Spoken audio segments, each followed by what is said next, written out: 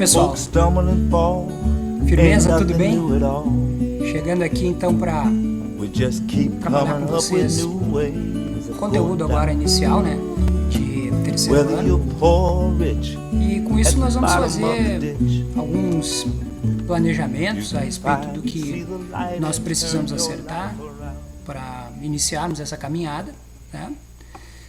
Já que esse ano eu trabalho ensino religioso apenas com os terceiros anos. Mas tem algo legal aí, né?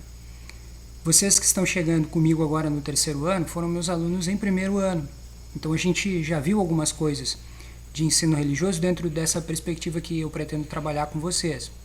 E isso vai fazer com que o trabalho, eu acredito, ele possa fluir de um jeito bastante seguro, porque você já tem uma base. Então vamos lá.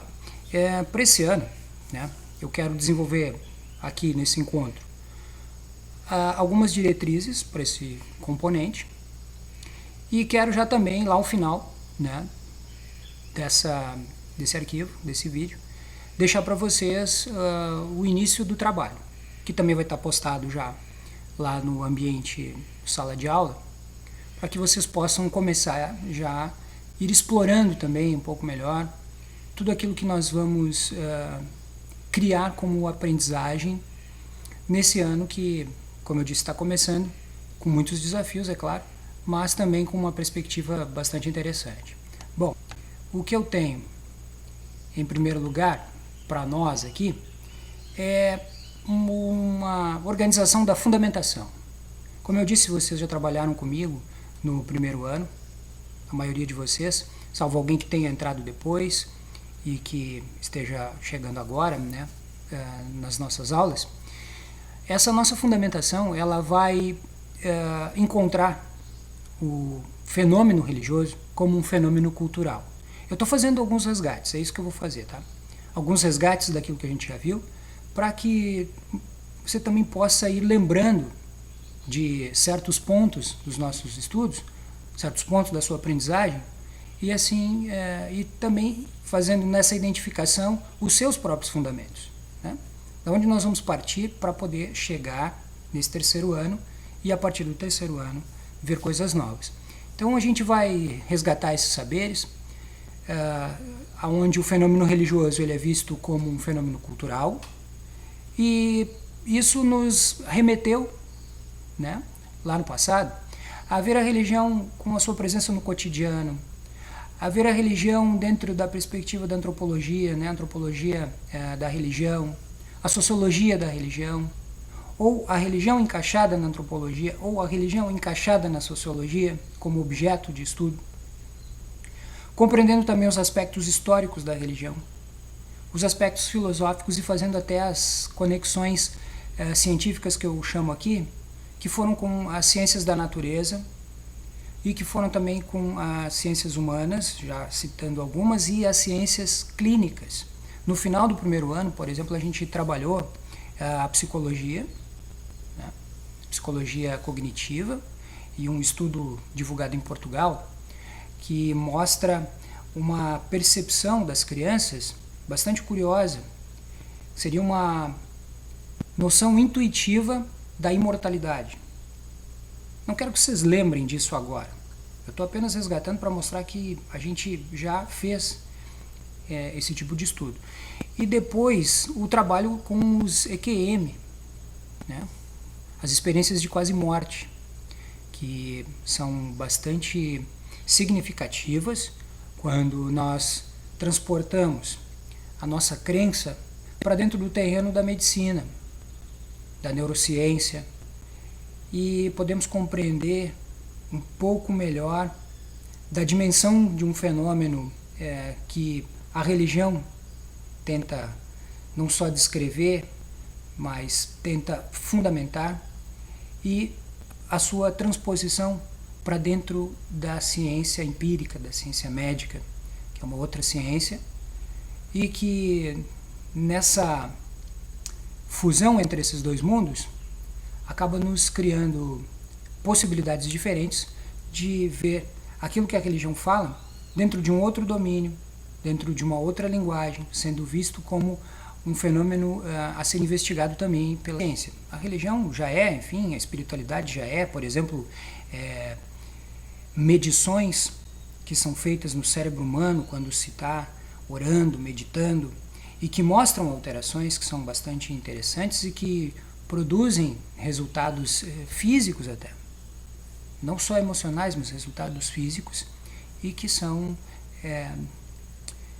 assim, objetos que tornam o estudo da religião, objetos científicos que tornam o estudo da religião muito mais do que a abordagem da crença por si mesma. Nós não estamos falando de crenças. Nós estamos falando de um fenômeno, como eu disse, cultural, de um fenômeno que pode ser estudado do ponto de vista científico, sem fazer proselitismos. Então, cada um dentro da sua crença, com a sua fé ou com a sua falta de fé, né, podendo enxergar a religião muito além do que uma instituição fundamentada em doutrinas, né, com suas liturgias e organizada desse modo como um espaço, como um território de práticas que simbolizam essa fé. Então, dentro desse panorama todo aí, a gente enxergou e vai continuar enxergando a integralidade da religião na vida pessoal e social do nosso país, que é onde a gente vive, né? Então, tem um momento que nós trabalhamos lá no primeiro ano, que talvez vocês lembrem, que a religião tem uma presença cotidiana e nem sempre percebida por nós, nem sempre muito bem identificada, porque ela está tão próxima, ela está tão no nosso meio, que ela se torna comum. Então, a religião, ela, no nosso caso, de uma escola pública, essa escola pública tem o nome de uma santa, um nome de uma santa católica. Nós temos ali a paróquia Santa Isabel, que é o bairro Santa Isabel, onde a escola está localizada, e temos também aqui uma imagem de Santa Isabel, Isabel de Portugal, que apesar de ter nascido na Espanha, em Saragoça, ela se casou com o herdeiro do trono português, Dom Dinis, e acabou se tornando, né, uma das grandes monarcas, né, do trono português. E ela tinha uma vida religiosa bastante ativa. Na imagem aqui nós temos, né, uma simbologia do Milagre das Rosas, que durante o cerco de Lisboa ela levava, numa das versões, levava moedas de prata aos pobres, e em outra versão levava pães, e o rei não era muito favorável a esse tipo de auxílio, né? E no encontro com ela, então ele perguntou o que ela tinha, ela respondeu que eram rosas, e quando ele foi olhar, realmente eram rosas, e que seria um milagre, né, de uma transmutação de um material em outro. Santa Isabel de Portugal, ela, apesar de ser uma santa portuguesa, está presente no nosso cotidiano pela influência dos portugueses, já que nós somos uma sociedade que tem na colonização portuguesa uma das suas origens, né, e na cidade, então, de Viamão, né, como um dos povos, dos povoamentos organizados na época colonial, está presente a figura, né, de Isabel, rainha e santa católica. Por que não a escola, né, ter o nome de um orixá? Poderia, né? Escola estadual de ensino médio, Oxum. Dificilmente encontramos, porque existe uma hegemonia cultural do cristianismo católico, né, apostólico, romano, na nossa sociedade brasileira. Então, os símbolos, os nomes, os monumentos mostram essa hegemonia étnica, portuguesa, europeia, na nossa cultura. Então, nós, ao identificarmos isso, vamos ver a presença da religião, mesmo que não sejamos religiosos, em diferentes espaços sociais, presentes na nossa vida. E assim a gente pode começar a se perguntar o que é religião, né? Que é uma cultura que está em diferentes povos, ela está presente em diferentes povos, em todos os momentos históricos, né? E, segundo Durkheim, ela é aquela manifestação cultural que faz uma cisão entre os mundos, que apresenta um mundo cindido entre dois domínios, né? o domínio do sagrado, que é o espiritual, e o domínio do profano, que é o material. Então a religião ela está nessa interface entre esses dois mundos. É uma instituição, cumpre com uma função social e que nos apresenta a realidade nesse limiar entre duas instâncias, a material e a espiritual. Então o mundo material é um mundo profano, é o mundo do transitório, é o mundo mortal, enquanto o mundo sagrado é o reino do espírito, é o mundo da imortalidade. Então compreender essa simbologia toda da religião, que a religião pode nos apresentar, ou as diferentes religiões podem nos apresentar, faz com que a gente identifique as várias culturas e cada uma delas com a sua representação do que é o mundo profano e do que é o mundo espiritual, de como esses dois mundos se relacionam, de como o ser humano se relaciona com esses dois mundos, de como o ser humano deve viver a sua vida material, a sua vida profana, e também a sua aspiração ao sagrado. Essa é uma conexão. A conexão que nós temos, então, entre esses dois polos da existência. Essa maneira de compreender a religião é vê-la exatamente naquilo que a própria palavra nos aponta. Religião é religação. Religação do quê?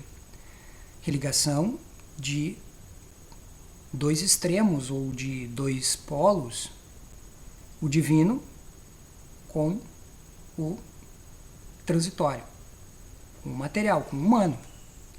Então ela faz essa ligação, essa religação do natural com o sobrenatural, do profano com o sagrado, como nós já dissemos, daquilo que é transitório no nosso mundo com aquilo que é perene, com aquilo que é eterno, temporal com o eterno, o mortal com o imortal, do relativo com o absoluto, e nós podemos dizer assim, então, do homem com a divindade criadora.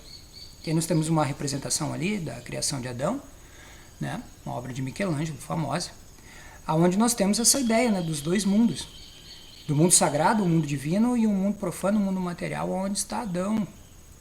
Seria, né, a criação humana, mas em espaços e tempos diferentes. A religião, como instituição, e é disso que nós estamos falando, vamos deixar esse recorte bem claro. Quando falamos religião, não estamos falando necessariamente de religiosidade, de espiritualidade. Vamos pegar a religião como fenômeno cultural e enquadrá-la na sua formatação institucional. Religião católica, religião protestante, religião umbandista. Agora, a espiritualidade é um sentimento. A espiritualidade é um apelo íntimo, é um instinto, é um impulso pessoal que faz com que, pessoalmente, nós admitamos a existência de um mundo sagrado, desse outro espaço, desse mundo divino, enquanto estamos aqui no mundo profano. Então a religião ela vai nos propor respostas para essa nossa inquietação, para essa nossa espiritualidade. Nós vamos à religião procurar saber o que a religião A, a religião B pode nos responder a respeito da nossa origem, mas da nossa origem como seres humanos. Então qual é a origem de tudo? A origem do ser humano, a origem do universo. Quem é o ser humano? Ao descobrir a sua origem, ele descobre uma paternidade, digamos assim. Como se deve viver, já que o ser humano tem uma origem, ele tem um destino? Essa origem já encaminha o ser humano a um destino? Já aponta para ele um fim? E ao apontar um fim, aponta uma finalidade para a vida? De que modo o ser humano deve viver para alcançar esse objetivo, esse fim? Aí nós temos aqui o pensamento de dois teólogos, né, o Friedrich Schleiermacher, que é filósofo também, e ele vai nos dizer que a religião é um sentimento ou uma sensação de absoluta dependência. Veja bem, ele não está dizendo que é uma racionalização, não é algo que a gente compreenda especulando, como quando faz filosofia, por exemplo. Ela é muito mais do que isso. Ela é um sentimento ou uma sensação de dependência, de absoluta dependência. Nós fizemos uma análise dessa afirmação do Schleiermacher lá no primeiro ano, e aqui a gente pode sintetizar da seguinte forma: essa dependência é absoluta porque o ser humano não se autocriou e não criou o universo, e ele também não é o sustentador de tudo. A sua vida depende de inúmeros fatores naturais, cósmicos, digamos assim, e que não é ele quem controla. Se as forças ou a força que sustenta a realidade se ausentasse da realidade, se afastasse, deixasse com que tudo fosse se encaminhando para uma autogestão, nós talvez tivéssemos um colapso e, em vez de termos um universo, um cosmos, teríamos um caos, teríamos a destruição completa, a aniquilação. E o ser humano, como um elemento da natureza, um elemento desse universo, também se aniquilaria. O Petrustielli vai nos dizer algo que é bastante parecido. A religião significa a relação entre o homem e o poder sobre-humano no qual ele acredita. Então é preciso crer, não tem como demonstrar objetivamente, não é algo científico nesse ponto. Ou do qual ele se sente dependente, assim como Schleiermacher diz, né? Se Deus não cuidar do ser humano, o ser humano não poderá cuidar de si sozinho, o ser humano terá limites para fazer isso. Então ele também é dependente.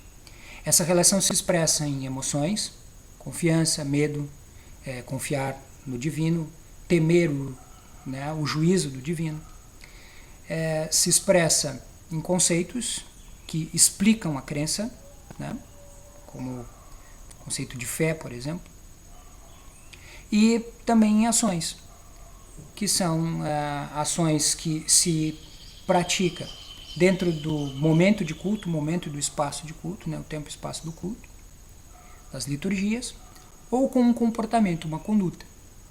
Quem acredita, né, em uma manifestação do divino, quem pertence a uma religião, terá uma conduta, ou espera-se que tenha uma conduta adequada àquilo que essa religião tem como costume. Então, o que nós vamos trabalhar a partir desse resgate, trabalhar esse ano? Vamos trabalhar dentro das habilidades, né? Buscar um sentido para as nossas ações, um sentido, então, ético, né? De que forma viver,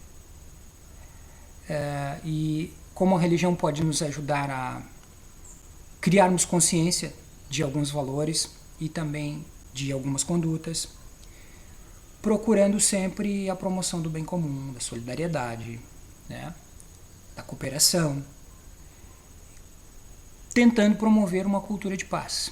Ou seja, a religião, ou o estudo das religiões dentro do componente de ensino religioso, vai nos ajudar a compreender um pouco melhor do nosso papel na sociedade, enquanto um membro de uma comunidade, e como trabalhar para que essa comunidade tenha prosperidade, tenha paz.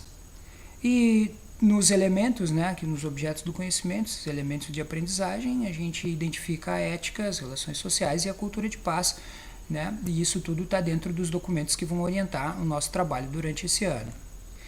Nosso roteiro. Então nós vamos trabalhar a cultura cristã para o terceiro ano. Se nós tivéssemos trabalhado juntos no segundo ano, nós teríamos visto algumas religiões orientais, hinduísmo, budismo, alguma coisa do taoísmo, e teríamos visto também islamismo e um pouco de judaísmo. Como nós estamos pulando direto para o terceiro ano, a gente vai centrar na cultura cristã, mas vai ampliar esse diálogo, né, com outras religiões, com a diversidade toda de pensamento, atendendo também aquilo que nos manda a lei, né, a Constituição Federal, a respeito da nossa liberdade de crença e de consciência. Então, cada um pode contribuir com a sua parte, e é bom que consiga pensar um pouco além do seu limite de crença, da sua religião como uma instituição a qual frequenta, a qual está vinculado, ou se não tem religião nenhuma, poder criar um diálogo com diferentes religiões, já que a religião ela está presente ao nosso redor. Temos amigos, temos, né, pessoas de nossas relações, um ambiente de trabalho, vida social em geral, aonde a religião acaba aparecendo, e como exemplo a gente viu isso no próprio nome da escola, do bairro, onde a gente está localizado. Vamos trabalhar isso, né, buscando alguns documentos, como a doutrina social da igreja, a Laudato Si, que é uma carta encíclica, o Fratelli Tutti, também carta encíclica do Papa Francisco. E vamos pegar alguns pontos críticos que nos levem àquela perspectiva ali da ética, da promoção do bem, né, de uma sociedade melhor, do bom convívio. Alguns pontos críticos também da teologia da libertação, uma teologia bastante polêmica, que tem o seu espaço aqui na América Latina. Ela não é uma teologia extinta, muito pelo contrário, mas ela teve mais espaço e depois contraiu um pouco mais os princípios da teologia da libertação. Eles seguem ainda como pontos de interrogação e de trabalho a respeito do pensamento social, do papel da igreja na sua dimensão social. E depois a gente vai também dar uma trabalhada na teologia ambiental, e vamos fazer isso buscando uma cosmovisão, uma consciência sistêmica que está presente nas religiões afro-brasileiras e em algumas religiões aqui também da América Latina, dos povos anteriores à colonização espanhola e portuguesa.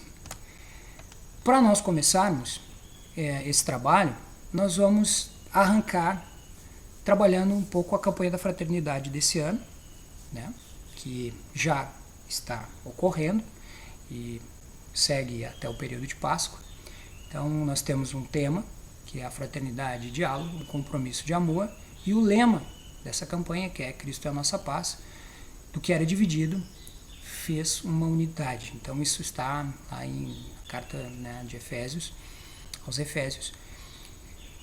É a partir dessa ideia que nós vamos começar a montar a nossa percepção e desenvolver a nossa aprendizagem. Uma ideia de comunidade, de diversidade e de inclusão, certo? Então, o que nós vamos fazer a partir de agora? Já vamos sair daqui então com duas questões bem focadas. O que significa a unidade nesse mundo que está cada vez mais dividido? Um mundo que separa, um mundo de individualismo, de egoísmo. O que significa a unidade? Como promover essa unidade? E como manter essa unidade? Que seriam também, né, coisas interessantes. Nós vamos, então, a partir disso, desses questionamentos, começar o nosso trabalho em ensino religioso esse ano. E eu já vou atribuir para vocês também, já está atribuído lá, vocês já devem ter visto, no ambiente de sala de aula, um material para vocês irem dando uma olhada e já irem aprofundando um pouco mais a compreensão de vocês a respeito do tema da campanha da fraternidade e de como ele pode nos inserir em questões que transcendem muito a religião e que estão, né, dentro do âmbito das questões sociais, que envolvem preconceito, que envolvem problemas dos quais às vezes a gente faz parte. Certo, pessoal? Então eu vou fechando por aqui. Deixo para vocês um grande abraço. Espero que vocês tenham gostado do vídeo aqui, é um vídeo inicial, para a gente começar o nosso trabalho. Qualquer dúvida, qualquer necessidade de esclarecimento, portanto, é só mandar um e-mail, entre em contato, deixa o recado lá no ambiente de sala de aula, que eu vou responder assim que possível, para a gente não perder a linha e poder avançar com segurança. Ok? Um abraço para todo mundo. Até mais.